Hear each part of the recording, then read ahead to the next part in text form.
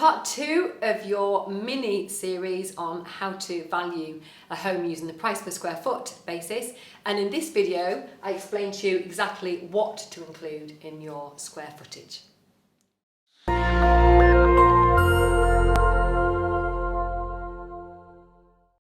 Hi, I'm Sam from the AJ Mastermind, and let's just explore in this video exactly what you should or could include in the floor area of a house that you're trying to value, particularly a unique home where there's lots of different outbuildings and, you know, ancillary accommodation and all those kind of things. So there's lots of ways to do this. I'm going to show you our way, and I'm sure I'm going to get lots of comments and discussions about this because it is quite a contentious issue. But once you decide on exactly your protocol for what you would include in a price per square foot or include in the floor area, then that will be your protocol, and you can argue with me about why yours is better than mine. So first of all, as you can see, this is a beautifully drawn floor plan of a house. And let's say that when you're valuing the house, you notice that the garage, that's a beautifully drawn garage as you can see, is attached to the house. So do you include it in your square footage, or do you not include it in your square footage? I would say yes, include it in your square footage.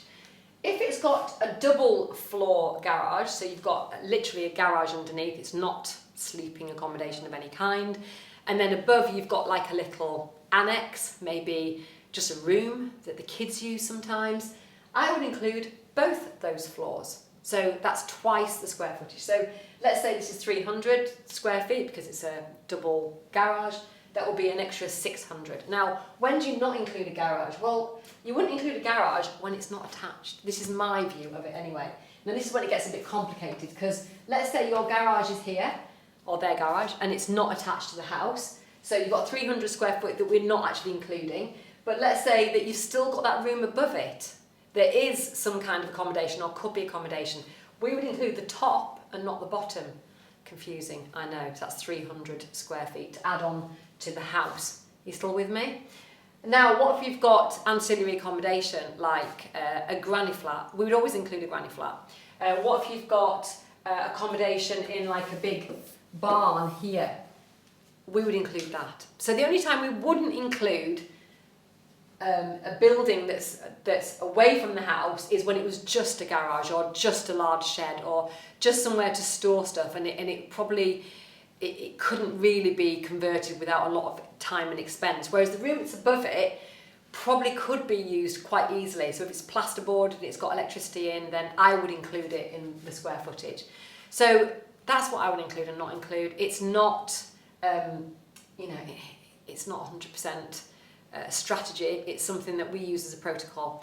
There's something else I just want to show you, which is when you've got floors of a house, which floor determines which price per square foot could be allocated to that floor. So let's say you've got 2 floors in a house, it's a perfectly normal house, and let's say you've decided it's going to be £300 per square foot, and you've got 1,000 foot here and 1,000 foot there.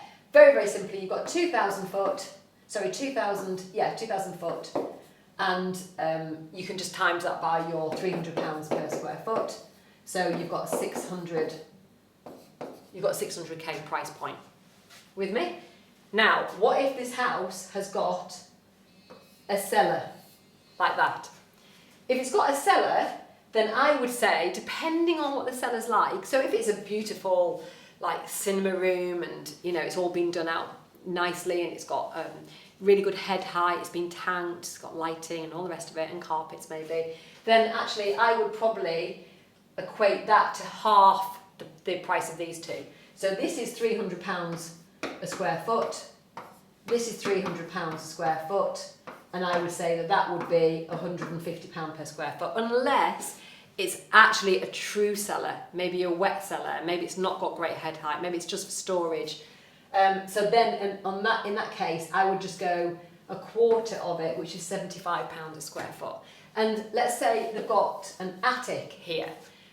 It's the same for an attic. If it's just a storage and it's just been boarded, I wouldn't include it at all. If it's got a proper staircase and it's been used as, say, a bedroom, then I would probably give it £150 a square foot. But as you can see, it's starting to get a bit complicated.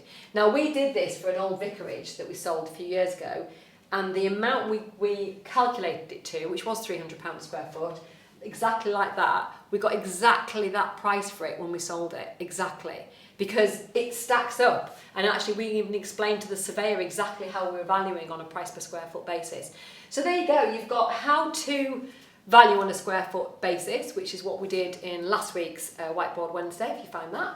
We've got exactly what to include when you're calculating the floor area, and we've even got how to calculate different floors at different levels. It's all getting a bit complicated, isn't it? So that's why we run in-person events here at Ashdown Jones HQ, so we can explain these kind of things in person to you and tell you, very importantly, how to use this to attract better vendors, to convert at better fees, and ultimately to sell at better prices. So if you'd like to come along on one of our days, by the way, it's completely free and you even get a lunch.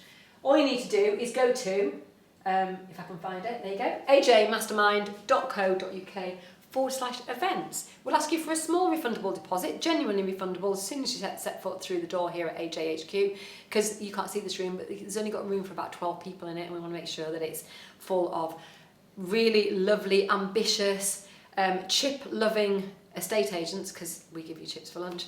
And you'll be able to meet everybody else here and ask lots of great questions, see the way the office is run, look at our systems and processes, do a Q&A with me and Phil, and meet lots of other agents from all over the country that don't compete with you.